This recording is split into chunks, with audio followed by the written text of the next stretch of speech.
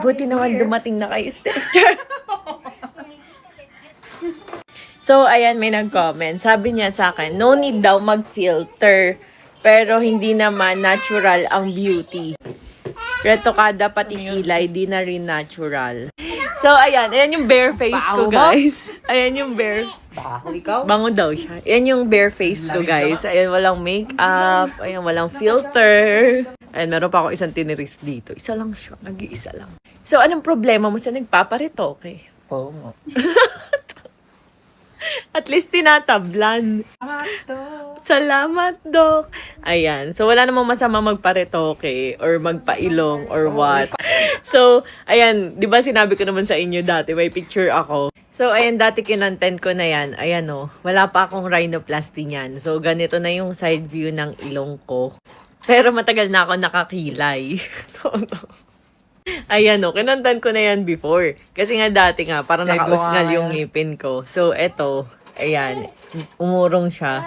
Tapos, ayan yung ilong ko dati, nung pumayat ako. Tapos, ayan, tingnan nyo naman. O, diba, wala pa akong rhinoplasty. Wala pa akong Wala pa akong rhinoplasty niyan, guys. As in. And ayan, favorite ko talaga mag-side view. Wala pa rin ako rhinoplasty niyan. So, nagpa-rhinoplasty lang ako, guys. Kasi nga, gusto ko yung parang ilong ng artista. Parang na-curious lang ako kung ano ba yung feeling, ganyan, kung sobrang tangos or what ba, ganun. Pero yun nga, ayun, ganun pa rin naman halos. And yung doctor, wala halos nilagay yan. Dito lang siya may nilagay parang dito. Kaya nawala yung parang yung gano'n ng ilong ko. Cute nga daw dati. So, ano, pansinin nyo, may parang curve dun sa may point ng ilong ko. Ngayon, syempre, wala na kasi nga, ayan, ginanon na siya. And wala rin namang masama kasi pera ko naman ang pinangpagawa ko. Hindi naman ako nangutang. Wala rin namang masama mangutang. Pero hindi ko inutang yun. Hindi ko rin hiningi kung kanino. So, pera ko talaga yung pinanggastos ko dun.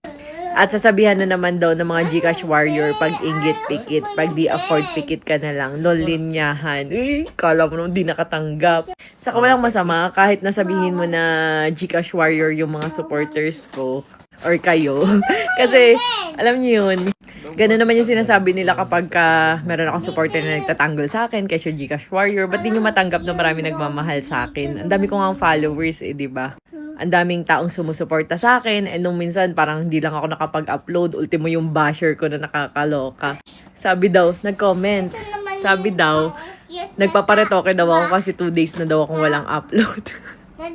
Tapos sabi, confirm nagpaparetoke nga. Like, grabe, hindi lang ako nakapag-post ng 2 days. Nagpaparetoke agad. Hindi ba pwedeng nagpapahinga, chill-chill lang, ganun. Kaloka tong mga to. So, ayan nga, sa sobrang haba ng comment, kulang hindi ko na mabasa. So, sabi niya, linyahan daw ng mga sip-sip. Di naman siya kaiinggitan eh. Eh, bakit nandito ka? Bakit lagi ka nagko-comment? Dami account ka. Tapos nakakatawa pa sa mga dami account na yan. Same time nagko-comment. Ikaw move on na. Ganun. Kahit sa ang anggulo, di talaga nakakainggit. Eh, ba't nga nandito ka? Ba't binabantayan mo ang buhay ko kung di ka naiinggit? Kahit mayaman dahil sa laba-laba na naman. Patunayan mo. Basta ako, ang isa lang sa magagaranti ko, never. Isa lang ang masasabi ko, never ako magpapakain sa anak nang galing sa maruming paraan. Never. Tawa ng tawa ang baby ko eh. Oh. So sabi niya, kahit mayaman dahil sa never talaga kaiinggitan. Kung di ka naiinggit, ba't mo binabantayan ang buhay ko? Diba? Ganun lang yung kasimple. Kasi ito masasabi ko sa inyo, ang mga abogado, ang mga doktor, ang mga successful sa buhay, hindi yan para magbantay ng buhay ng iba. Kasi busy kami. Busy kami. Kasi isa akong abogado. Just isang abogado. So, ibig ko sabihin, busy kami na sa buhay namin. So, hindi kami para magbantay sa buhay mo. Imagine mo, diba, parang 2025 na nakabantay ka pa rin sa buhay ko, sa buhay namin, sa buhay ng pamilya ko. Alam niyo, matagal na kasi to talaga nagko-comment. Pero, alam niyo yun, dead ma bells lang. Pero ngayon, re-replyan na kita. Ayan. So, wag mo akong igaya sa'yo. At ako, yung tipo ng tao na wala akong pakialam kung ano yung kulay ko. Kaya, kita niyo naman video ko ng video kayo. Walang ayos, walang makeup, ganyan. Ay, video lang ako ng video talaga. And minsan, di ako kaputian sa video. Minsan naman ganito, ang ganda ng ilaw, mukha ako maputi, ganun.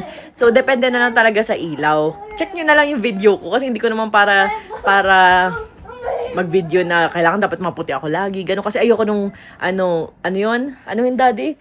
Yung parang, expectation versus reality. Ayoko ng ganun. So, ako, video lang ako ng video kahit wala akong ayos, walang makeup, walang filter, ganyan. Kasi, ayoko na masabihan, bakit sa personal ganto? Bakit sa ano ganto? And kung may nakikita man kayo, kasi yan, comment din ng mga picture ko na maitim daw ako. Halatang siya rin lang naman yung dami. Nag-iisa lang. Sana all. Sana all hindi busy sa live. So, ayun.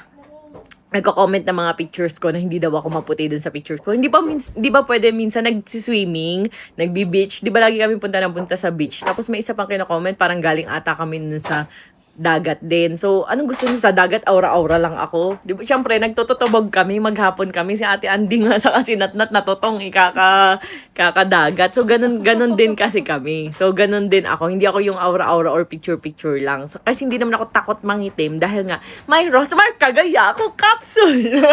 Nag-promote pa. So, meron naman tayong mga products na pampaputi, ayan, and pampakinis. Ano? Oh, tingnan nyo naman ang kakinisan. Kaanak lang yan with baby boy. So, ayan o, meron lang ako isang pimples dito. And ayan, kumpara nyo na lang yung kulay namin ng anak ko, oh. So, ayan. Okay, lang loloko din. So, kumpara nyo na lang yung kulay namin ni Nat. Okay, kiss mami muna, kiss mami. Ako talaga. Pangkalokohan eh. Niloloko yung basher. Sabi mo sa kanila, Diyan ka lang, bad yun. Huwag mong patulan yung mga aso. Sabi mo na lang, basher.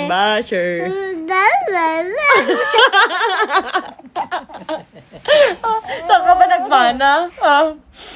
Kulit mo eh. Saan ka ba nagmana? Ayan, so, focus na lang kayo sa life nyo para umangat-angat sa life. Kasi alam nyo guys, kapag nakafocus kayo sa buhay ng iba, imbes na gumawa kayo ng way para maging successful kayo or umangat ang way of living, ganyan, hindi kayo aangat nyan. Kasi tutok kayo ng tutok sa buhay ng iba na nakikita nyo kasi na masaya, na nabibili or nakakain yung mga gusto, nakakapunta sa kung saan gusto, kasama ang pamilya, masaya. So, syempre, ayan, kaya kayo nakakaramdam ng ganyan. Focus na lang kayo sa sarili nyong life. And wag nyo kasi akong i-stalk. Ganun kasimple. Kung ayaw nyo sa scroll up, block nyo ko. Wala. Ganun lang yun. Ganun lang kasimple. Tingin kayo ng tingin. Tapos bigla kayo naggagaganyan. So, ayan. Move on na 2025 na. Magto-2026 na nga. Grabe naman to. Ano ba?